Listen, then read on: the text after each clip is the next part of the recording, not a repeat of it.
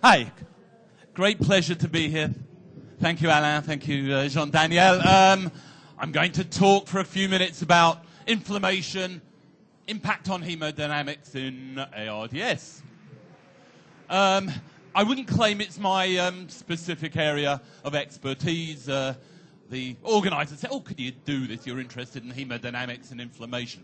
Okay, just to show a bit of history, there's my name there. This is actually, I think, one of the earliest papers that I'm aware of proving that the lung does get inflammation with ARDS. So this is BAL fluid. We measured TNF levels in the BAL fluid, and it was high in the ARDS patients, and we didn't see it in other conditions. So we know, and I'll touch on it in more detail in a few minutes, but a whole load of things happens within the lung in ARDS. There's a release of cytokines, prostanoids, the vasoconstricting ones like thromboxanes, endothelins, serotonins, all cause vasoconstriction. At the same time, there is a release of vasodilating mediators, but they're swamped to a greater degree by the vasoconstricting mediators. The endothelium's activated, it becomes dysfunctional, you get alveolar leak, white cells migrate into the lung, activated, adhes, platelets adhes, and there's activation of coagulation leading to thrombin formation, thrombin generation, and fibrin clot. So the net result, and you've been hearing about it this morning, the patients can develop pulmonary hypertension that can lead to a right heart strain that can lead to failure. With all of these mediators that get into the bloodstream, there can be an effect on myocardial depression. And again, many of these mediators are associated with it, which can lead to a biventricular dysfunction. And I won't talk about it in this talk because of time, but you also get, because of this mediator release, vascular hyporeactivity and hypotension, edema, capillary leak, etc. So Warren Zappel, to my knowledge, first described the impact of ARDS on pulmonary hypertension. And he showed that the mean arterial pressure, the pulmonary vascular resistance, and the right ventricular stroke index was much, much higher in patients with severe ARDS. And he made the point that the workload imposed on that right ventricle by these high pulmonary vascular resistances may be a factor limiting survival. I personally think it's a very important factor. This came from Laura Price and colleagues. She's at the Brompton in London, and it's a nice little review article. I'll just touch through some of the figures in her article. Oopsie daisy.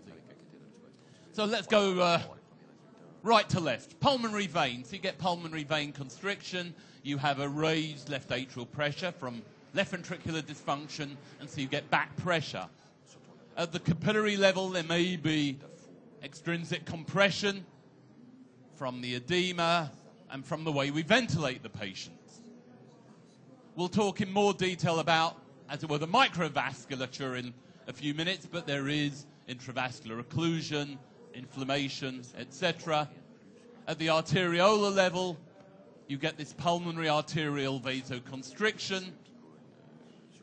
There's this imbalance of mediators, and we'll have a little brief talk about whether or not hypoxic pulmonary vasoconstriction actually exists in these people. It's always talked about for years. I've never seen it, and there's some new data I'll show you later that suggests it perhaps doesn't exist in ARDS. And the net result, you get a raised pulmonary vascular resistance. They also showed, and it may not project very well, that a lot of these, it's a bit faint, I'm afraid, the pointer, but essentially you have a cacophony of different problems. The cytokines, hypoxia, etc., thrombin generation, that can trigger interactions between the endothelial cell and the leukocyte that can then migrate out of the vascular space. interactions between the endothelial cell, the leukocytes, and the platelets. So you get, again, clumping, occlusion of the vessels, and intravascular cell sequestration. So apart from the neutrophils, the platelets, you also get lots of fibrin strands, which all basically combines to block up those microvasculature beds and lead to an increase in pulmonary vascular resistance. Finally, you get shape changes of the endothelial cells. The tight lung junctions become not so tight, and you get increased leak. So all of these things are happening all at once, and I'll mention, because there's an increased interest in the role of coagulation. So thrombin is a very potent trigger of inflammation. And so you get this thrombin generation, but at the same time you have a depletion of the anticoagulant pathways and the downregulation of fibrinolysis. And there, I showed TNF right at the beginning. TNF comes in there as well. So the net result of this thrombin formation is stabilization of these fibrin clots, and also you get the conformational shape change of the endothelial cells, increasing the amount of leak. The other thing I'd like to mention, again, in the old days we were brought up with an early inflammatory phase of ARDS and a late fibrotic phase. This is some work from some colleagues of mine at UCL who were interested in this many years ago, in the year 2000. And they took BAL fluid from normal volunteers and from patients with ARDS and incubated them with human lung fibroblasts. And they proliferated way, way, way higher than anything they'd ever seen before. This is a respiratory fibrosis lab at UCL where I work, and it was an incredibly potent stimulus, whatever was in the BAL fluid.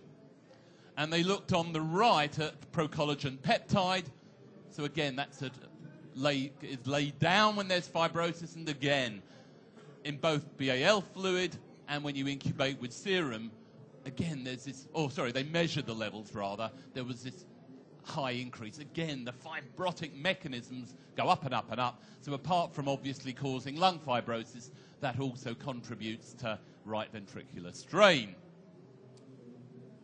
In this article, I think these pictures came from Warren Zappel, but you can see the very marked difference between the patient with ARDS, where there's obliteration of the microvasculature, compared to the normal lung. I'll just spend a few minutes on this paper. It's in Thorax, it's in Press. It's from a group in Spain, and I think it's actually quite an interesting paper. The key question they were addressing was pulmonary hypertension and right ventricular dysfunction are predominant prognostic features of ARDS. And because we have a lack of approved pharmacological therapies, they're suggesting we should be targeting this, and I don't disagree with them. One of the things they've been focusing on is this enzyme, acid sphingomyelinase, which basically breaks down sphingomyelin, and at the end of the pathway you get ceramide. And ceramide is a very potent inducer of inflammation. It affects barrier function, it increases the susceptibility to infection, and it can cause pulmonary vasoconstriction. So it may be an important mediator in this whole process. What they did, they took a cell line, rat pulmonary artery smooth muscle cells, and incubated these cells with increasing doses of endotoxin, lipopolysaccharide, and increasing doses of this acid sphingomyelinase. And you can see the interleukin-6 production significantly increased. You'll see the relevance of this in a few moments. They then incubated these cells, either where the cells had been exposed to LPS or sphingomyelinase with a TLR4 antagonist, because endotoxin predominantly signals or is recognized by toll-like receptor 4. And you can see the antagonist had an impressive effect on the LPS stimulation of interleukin-6, but not the sphingomyelinase. Corticosteroids had an equivalent effect on both, Giving an inos inhibitor had no effect. Giving TAC1 inhibitor had an equal effect. And they gave different types of inhibitor of the sphingomyelinase. And again, they were able to show this equivalent effect on interleukin-6 production. So it did seem to be a good inducer. They looked at hypoxic pulmonary vasoconstriction in vivo in a rat model. And you can see here, and it doesn't show up there, but you can see, I'll just run over. But you can see with the control, there's a nice response in terms of rise in pulmonary pressure with hypoxia, but it's completely ablated with lipopolysaccharide. On the other hand, when they repeated the experiment with a blocker of sphingomyelinase, now you've got this really nice exaggerated response to HPV. So the LPS ablated it, blocking the sphingomyelinase, not only restored it, actually increased it.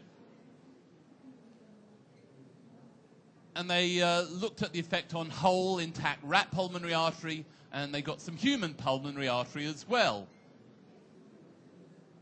And looking at the contraction. So the contraction was significantly, in the rat, significantly depressed, with both interleukin-6 added to the medium and sphingomyelinase, and likewise in the human. Completely lost the contractility, but it was restored, and even more so with this inhibitor. And finally, they went in vivo. They showed histological benefit. Again, it was one of these short-term model, a few hours, and they gave the drug at the same time. So it's not real life ARDS where, oh, we get the patient now, let's think what to do about them. They've got bad lungs. So this is given much earlier than we would in practice, but still, they were able to show it protected the lungs histologically.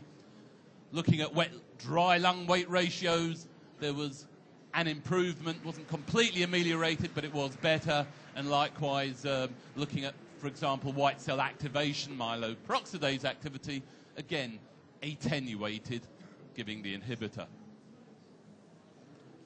They looked at pulmonary pressures too. We're talking about hemodynamic consequences, and again, giving the inhibitor, so, well, before you gave the inhibitor, just giving endotoxin, there was a rise in diastolic, systolic, and mean pulmonary artery pressures, which you could block, attenuate with the sphingomyelinase inhibitor. They found this very nice correlation between pulmonary artery pressure levels and interleukin-6 levels in the lung tissue, and oxygenation. So the control is the top line, LPS significantly depressed, and improved, not normalized, but improved by giving the inhibitor. So they proposed two separate pathways, either through induction of inducible nitric oxide synthase or activation of this sort of sphingomyelinase, TAC1, interleukin-6 pathway, affecting adrenergic responsiveness, making them perhaps more sensitive, the pulmonary vessels, to serotonin. The net result, a reduction in hypoxic pulmonary vasoconstriction and more endothelial dysfunction. Final quick 2 words, or 3 words, or maybe 4, on things we can do to the patient. So traditionally we thought of steroid therapy. I think it works some of the time, not in others. We've tried and we've come away a bit disappointed with inhaled nitric oxide, inhaled prostacyclin. Yet you can, in many patients, see a reduction in pressures, but it's fairly transient. Sildenafil, a phosphodiesterase type 5 inhibitor, and there are some newer ideas coming out being actively looked at. Thrombin inhibitors, PAR inhibitors, and I'll mention briefly about interferon beta. That increases expression of CD73, which in turn stimulates the production of adenosine. And adenosine has been shown to be not only anti-inflammatory, but also vasodilatory. Sildenafil, I think we took the prize for being the first to describe a potential role for sildenafil in ARDS a long time ago, 2005. And what we learned from this case was we crossed over from inhaled nitric oxide to oral sildenafil. You can see here there was this big early drop in mean pulmonary artery pressures.